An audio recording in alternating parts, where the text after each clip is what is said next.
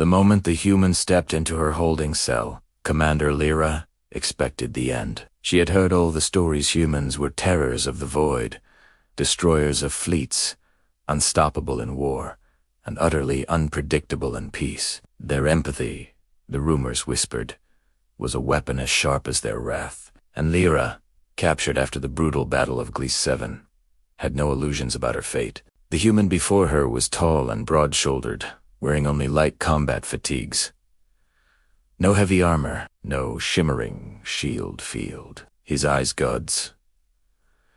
Those strange, soft eyes studied her quietly, not with hunger or hate, but with something even more dangerous. Curiosity. He stepped fully inside, and the door slid shut behind him with a final, sealing hiss. Lyra's heart thrashed against her ribs like a caged beast. She braced for interrogation, for pain, for the cold, calculated vengeance her species would have enacted. Instead, he smiled. "Hey," he said, his tone shockingly casual. "You look miserable. You hungry?" Lira blinked. What? The human reached into a small bag he carried and pulled out a steaming container. The scent hit her instantly warm, rich, savory. A universe away from the cold. Tasteless nutrient sludge she'd been given. "I brought food," he said. "Real food. Well, human food. I hope you can eat meatballs." "Right." She stared at him, suspicion warring with a sudden, desperate hunger. You intend to poison me." He let out a short, sharp laugh. "If I wanted you dead, trust me, I wouldn't waste good marinara sauce." He sat cross-legged on the floor, as if she weren't a high-ranking enemy officer, and placed the container between them. The barrier of fear she had so carefully constructed for years suddenly felt flimsy, almost transparent. "I don't understand," she said, her voice a low rasp. The human just shrugged. "You fought bravely. You got hurt. You surrendered. The war is over for you, so now we take care of you." His eyes softened, a look that was entirely out of place in a prison cell. "That's how we do things." Lyra's mandibles trembled.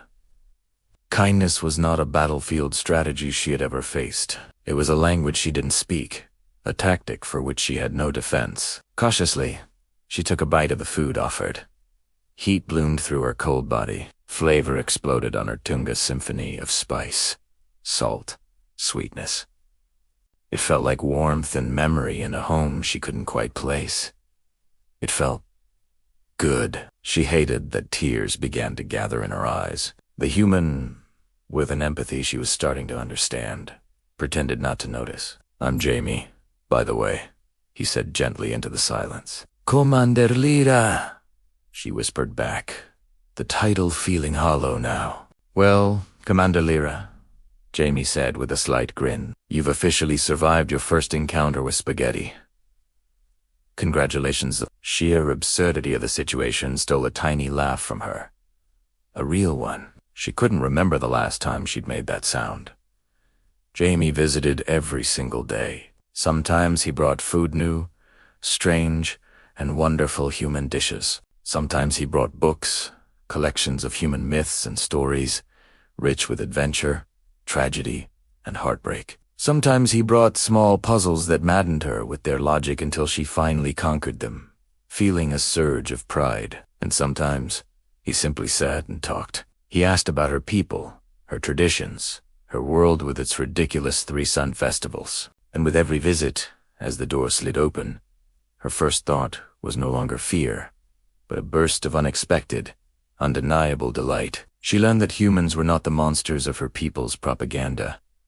They were reckless, yes, emotional, absolutely, willing to throw themselves into danger for complete strangers. Constantly, but they were also gentle in a way she had never known could exist in a true warrior species. One day, he came in without his usual easy cheerfulness. He hesitated before speaking, a rare sign of unease. "Lira, there's news. Her gut tightened instantly. My execution. No, he nearly choked on the word. Why would? No, nothing like that. He rubbed the back of his neck. A human gesture she had learned meant he was anxious. The war ended. Officially. The treaty was signed this morning. Your people are sending transports to retrieve prisoners of war. You'll be going home soon. Home. The word felt heavy, alien. It should have been a relief, a joy, but it wasn't. You don't sound happy, Jamie said softly, reading her expression perfectly. Lira stared at him. At this man who had become her only anchor in this strange new reality. I don't know what I feel, she admitted, truthfully. He sat beside her, closer than usual, not touching, but near enough that you felt the warmth of him, a comforting, solid presence. You're free, he said. You'll see your sky again. Your 3 sons. Will I see you again? The question escaped her before she could stop it. Jamie swallowed, his own emotions suddenly visible. If you want to. It wasn't the answer of a soldier or a captor. It was the answer of a friend, someone who cared, truly cared. Hesitantly, she reached out, placing one of her clawed hands gently over his.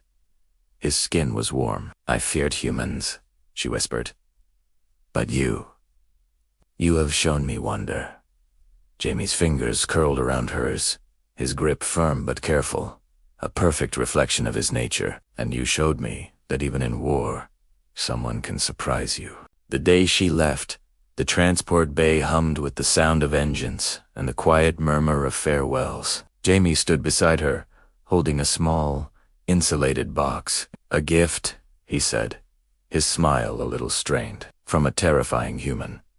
Inside was a container of preserved spaghetti and meatballs, and a tiny, handwritten note. Asterisk, for when you miss the taste of peace. Asterisk. Lyra's throat tightened painfully. She looked at him. This impossible, unpredictable human who had turned her captivity into a period of hope and, she knew, with absolute certainty, what she had to do. I will return, she said, her voice firm. It was not a question, but a promise. His grin returned. Brighter this time. Good.